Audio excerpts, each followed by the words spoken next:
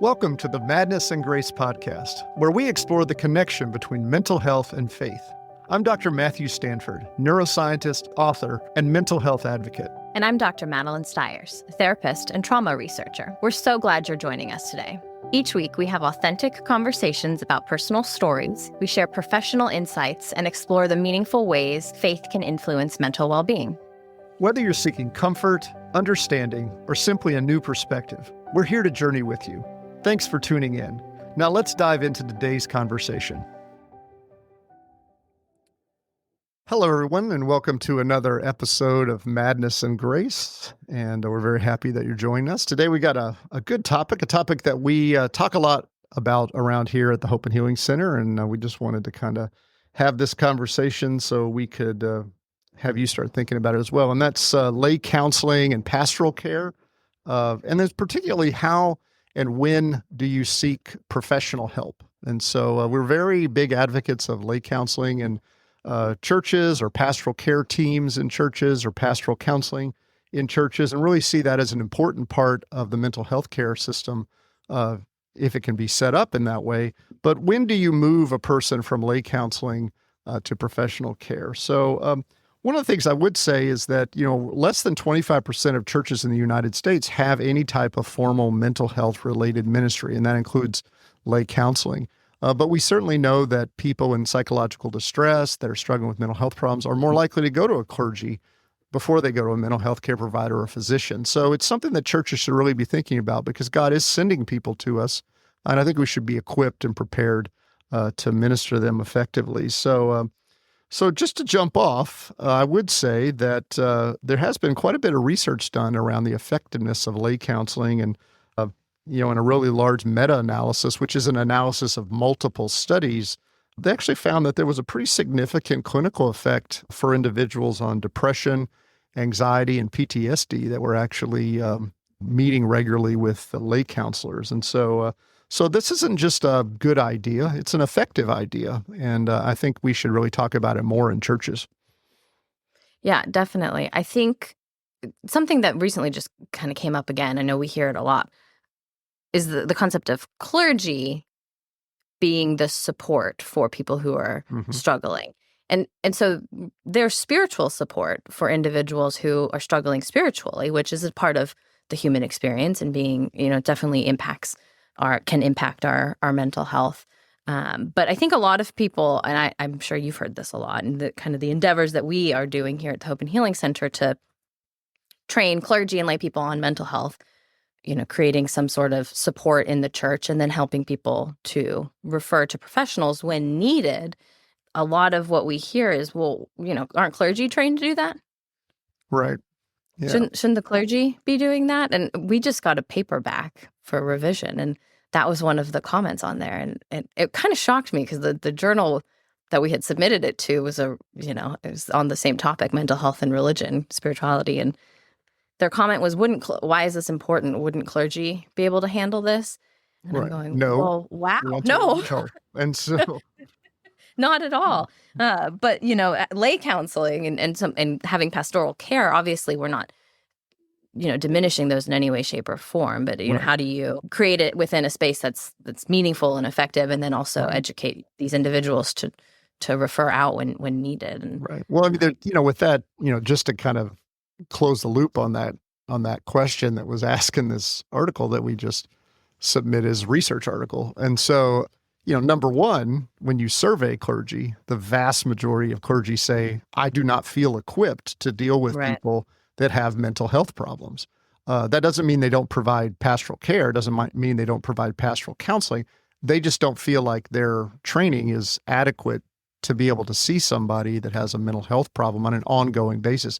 And then secondly, just from a logistics perspective, I mean, most churches are 75 people or less on a Sunday morning. Most churches are not a large body with a whole bunch of, staff. And so you don't want to have one single individual that has to see everybody on an ongoing basis.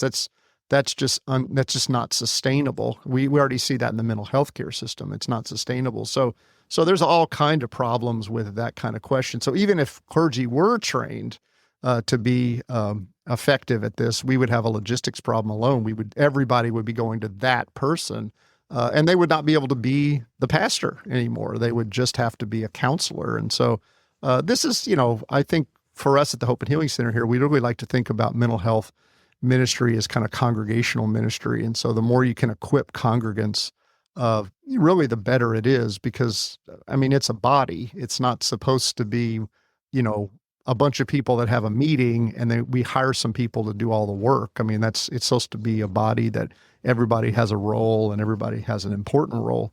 So one of the things I would say is when we talk about lay counseling, there are different models of lay counseling or pastoral care. At one level, there's just kind of this very informal approach where kind of you just meet with people within your fellowship or people that need assistance, and you just meet with them in a very informal way. Maybe you meet with them at a coffee shop or at a library or wherever, and you just have conversations and you just support them. And that's tremendously important. There's nothing wrong with that. And probably those people have never received any formal training related to mental health, but the encouragement of that, really, I think that is something that the faith community should be doing, encouraging people to be willing to share, encouraging people to be willing to be present and listen. I think at another level, kind of if you step up one, there would be some formal training from the faith community for their congregants or for a smaller team, but no particular ongoing supervision. So maybe everybody is kind of trained to recognize a mental health care problem and what to do for a person who might has that. This kind of the paper that Maddie just mentioned that we had that had that funny question from the reviewer, but it was about a program like that. And then finally, there'll be a higher level of lay counseling. We have a very formal lay counseling ministry. All the people in that ministry receive formal training, and then they get some supervision from probably staff at the church, and it's done in a very formal way. So I think all three of those levels really should be in place within a faith community, because I think it makes it less likely someone's going to fall through the cracks. It also allows people access to support that's absolutely free and very easy to access, when in many instances people are unable to afford any kind of care. And if you then added into that support groups that are led by lay counselors or what we call mental health coaches here or whatever, you really are offering some therapeutic support at the faith community level that's just so easy to access and costs nothing that it really prepares people. It's so easy to train a facilitator. Absolutely. If you we've got developed curriculum here at the Hope and Healing Center so you don't have to come in as a professional and no one's expecting you to be a professional. We actually are saying you're not a professional, but you've got some information and some structure to guide through some weeks of support and really facilitate conversation and support within this body of people who need the support, right? In a free and accessible way. I think it's lovely. I always, this is just a pet peeve of mine. I don't know how you feel about it. Probably the same, but I understand therapy needs to cost. Sometimes people need, it's a profession. I understand that. But when I see providers charging for support groups, it really just irks me. A therapy group, I can understand, but there's a difference. A support group is the members of the group are there really kind of supporting each other and giving lived experience, and you're charging for that. So yeah, we don't charge for support. That's ridiculous. So, no. But listen to I made a little list here. A lot of times people will ask me, which again, I wish they wouldn't, because I wish they would already know this, but they would ask me, well, why should a church be involved in this kind of thing? To me, that's a short-sighted view of what a church ought to be involved. I think a church ought to be involved in everything, because shouldn't the clergy just do that? Exactly. So, here's just a list of scriptures that I made and just a little summary. So Galatians 6:2, bear one another's burdens. James 5:14 and 16 says, if anyone is sick, call the elders and pray. 1 Thessalonians 5:14, encourage the faint-hearted, help the weak. Proverbs 11:15, 20, seek counsel, telling you to seek counsel from others. 2 Corinthians 1:3 and 4, comfort others as God comforts us. Romans 12:15, weep with those who weep. Ecclesiastes 4:9-12 talks about two are better than one, because if one falls, the other can help them up. It talks about being there for one another. We could just go on and on and on. and, being there to offer support. And what am I talking about when I say offer support? I mean, just being present, listening, maybe, That maybe offering some advice or guidance, but just being present to listen and try to empathize with what a person is going through can be tremendously therapeutic. So, oh, lay counseling is really something that I think at one time was much more common in churches. And I think, if I had to guess, and this is an educated guess because we do a lot with churches, I really think that what has happened is that churches have decided for one of two reasons not to really have these things anymore. And one is we don't want those kind of people here. And I've heard that more than one time and from pastors.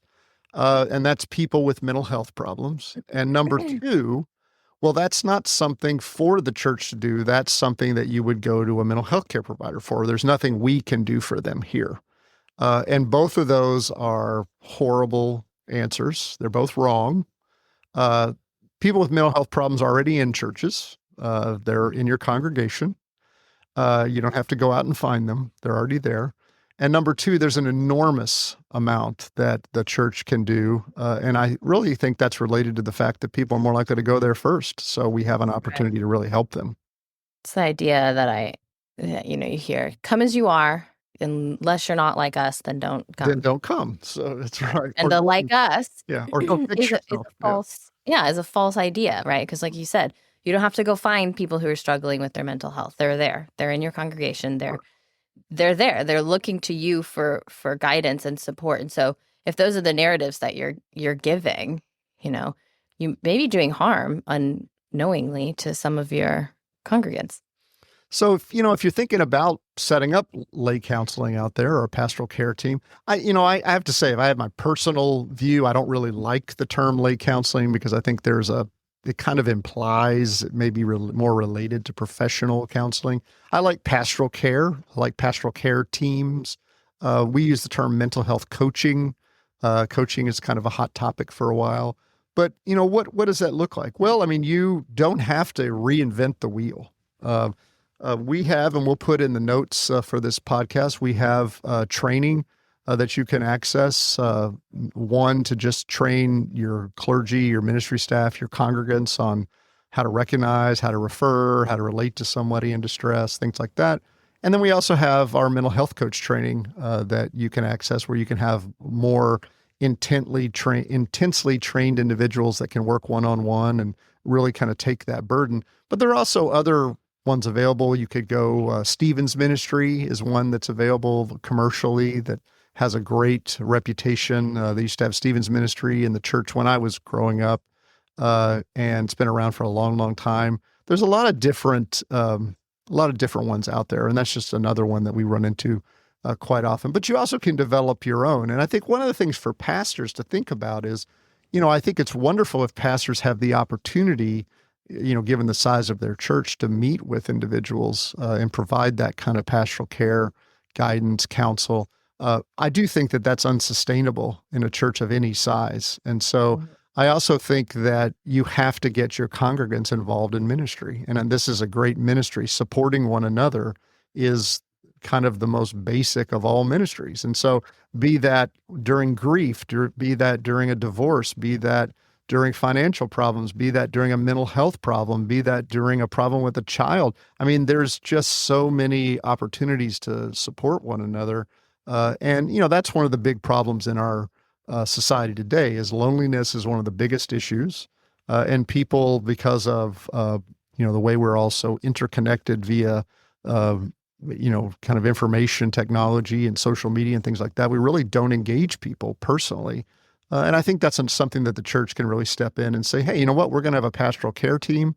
We're going to, have people here that can work with you for X number of weeks or whatever. They can help you find mental health care providers. They can, really be the church. We can be that healing community that walks along with one another. I mean, I think to your point, to assume that one clergy or all of the clergy are going to be the people that are bearing this weight of a whole church is unsustainable. You have to get the community involved, and there will be people in each church that are interested, whether they have the time, I don't know, but that want to see this ministry come. They have been impacted by mental health in their life, either themselves or a loved one, in a significant way. And this conversation starts to happen, you're going to get people's ears perking up going, oh my gosh, I could help with that. Like, I have some experience in that. And I remember the support that I got either here or elsewhere. And I'd love to be able to transfer that on. We see the families. So we have our Families Transformed group here at the clinic that we run. Our interns run those. And it's usually parents of adult children who are struggling with their mental health, and young adults, usually 20s, 30s. And these families come together and really, really rally around each other because they're struggling with, while the situations can look extremely different, they're struggling with very similar concepts within those mental health challenges, or being a caregiver or trying not to be a caregiver and launch a child who's really kind of struggling from some significant challenges. And we see these parents finding new groups of social support that understand this area of their lives. It doesn't mean that they don't have their other social supports as well, but it really becomes a community for. Absolutely. It's a family. It's a wonderful thing to see. And it improves their quality of life, and it grows their faith, and it better equips them to care for whoever this individual is that they're struggling to care for in their family, be it their child or whoever, and themselves, right? It really just supports the family system, in a way that the church is intended to do.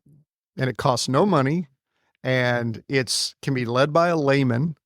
And we have the training available here. We have the curricula available here. So it is, the only reason people would not do these things in their church is because they have some misconception that they're either not needed or they're somehow bad, like they're going to be a bad thing for the church. But the reality is, I'm not making it up when I tell you that people are more likely to go to a clergy before they go to a mental health care provider or physician. That's something that's been known for decades, found by the federal government in large epidemiology studies.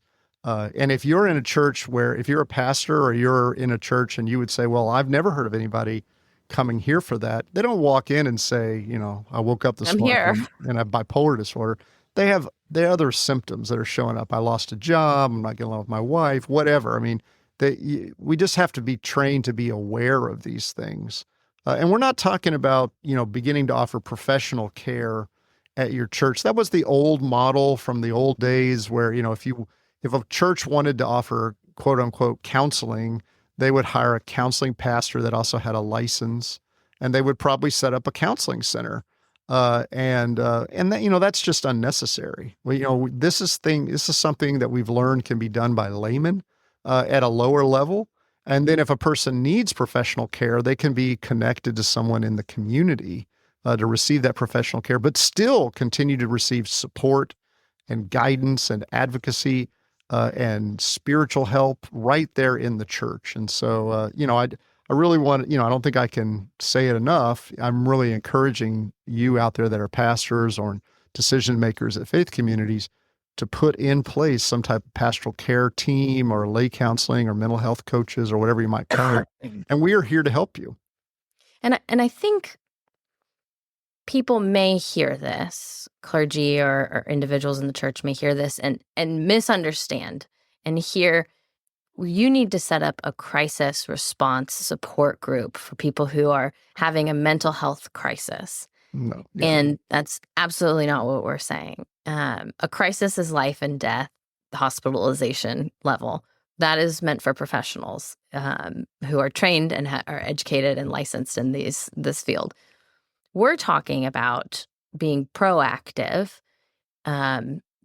People do not have access to mental health care in this country at the levels that it's needed, or they don't have the resources financially to access them, even though, online telehealth is now makes things much more accessible. Financially, people still can't afford it. I know a therapy session on average is about $250. That's on average. That's a lot. So we're not talking about a crisis response group, for someone who comes in and is, talking about some pretty extreme things. We're talking about putting in place support so people can access that before Right. all of the stress of life compounds and they do have a mental health crisis and or the stress kind of explodes and they start having panic attack kinds of things, because we don't oftentimes have options for that. I mean, we have the Hope Line, which is open, I think we've said 1,000 times on here. It's every night, 365 days a year, open from 5 to 8 p.m. Central Time. It's English and Spanish. You can call and get 30 minutes free of someone, a coach, a mental health coach who is a lightly trained individual. They're not licensed providers, but they're there for support before someone reaches crisis. Right. And so when you're hearing this, what Matt and I are saying, don't take it as you need to be the front line for people who are or who Right. need to be hospitalized and all of the people who are walking in with psychosis that need to be on medicine. Bunch No. of suicidal people running into your church looking for help. Right. That's not. And you're like, come, we'll save you. No, absolutely not. It's a place for everyone who's struggling, so we don't start to see crisis level symptoms or It's catching things early. And it Absolutely. almost could be looked, I mean, you almost in some sense could refer to it as preventative, so, It is preventative, if a person, you don't get to a depression that's driven by environmental issues. You don't get to that one day you're fine and the next day you're in the deep, dark depression. There's a process, a progress that happens over time. And so, what if that person had the opportunity to talk to somebody very early in that process? Just like if someone who does need professional care, what if they were able to talk to somebody very early in the development of their problem and that person recognized that and was able to move them on to professional care? It makes it less likely they're going to have to be hospitalized. It makes it more likely that they're going to recover. It makes it less likely that they're going to struggle at a more intense level. So, I mean, there's a lot to be said here, and I think you can look at it as preventative. You also can look at it as very evangelistic. This is an opportunity, and Maddie and I can speak to this probably for the rest of this podcast if we wanted to.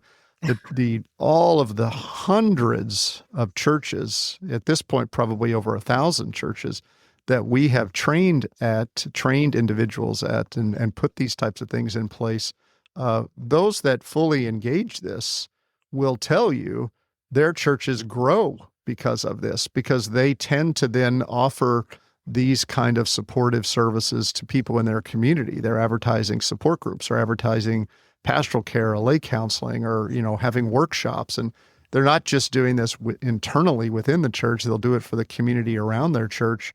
And they find people are coming in because they want that kind of a faith community. They want a place where they can heal. They want a place where they can be open about things they struggle with, and that other people are supportive of that. So it is, this is a great opportunity. And I always will get back to the fact that people that are struggling with these types of issues or any type of psychological distress are more likely to go to a clergy before they go to a mental health care provider or physician. So we really need to be prepared.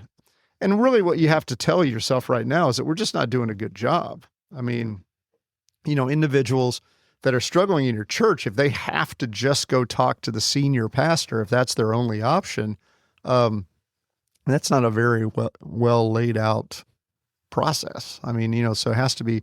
The other thing is, wouldn't a senior pastor like to have some of that burden carried by others within the church? And so I think that there's a lot of opportunity there to equip congregants. The other thing is that, we're talking about an integrated kind of faith-based approach to support, where there's an opportunity to help people grow spiritually as well, and share the gospel, share the hope of Christ. Hope building is a huge part of offering support, because I'm telling you, mental health issues are, at any level, low level up to full-blown mental disorder, they just destroy your hope. And, there's no better place to find hope than a faith community. Absolutely. So if you're listening to this episode and you're interested in learning a little bit more, I would say check out our websites. They will be listed in the show notes today, and you can check out. We've got some different trainings available. We've got some shorter ones that can kind of do a quick equip of information to help you kind of understand what the next steps might be to kind of working towards getting some groups going or offering some care or support in your community. Or just share this episode with some of the decision makers in your church and say, hey, what do you think about this? What could this look like? I think there's still a lot of stigma in these spaces in churches around mental health, and people are wary of it because they're nervous and concerned. And but like Matt said, the churches that have successfully implemented this see a growth because it's something that the community is looking for. It's just another level of support and care and attending to a person's whole self, not just their spiritual self, in a way that's ethical for the church to do. So we appreciate you guys being here today. We'll put the notes in, or the websites, the links to the trainings in the show notes. And thanks again for listening with us, and we will see you next time. Bye. Thanks for joining our conversation on this episode of the Madness and Grace podcast. If you found value in our discussion today, we'd love it if you'd subscribe wherever you listen to podcasts so you never miss an episode. And if you enjoyed what you heard, please consider leaving us a rating and review. It helps others find these important conversations. Sharing this podcast with friends and family members is also a wonderful way to extend hope to those who might be struggling with mental health concerns. We'll be back next time with another candid conversation about madness and grace. See you then.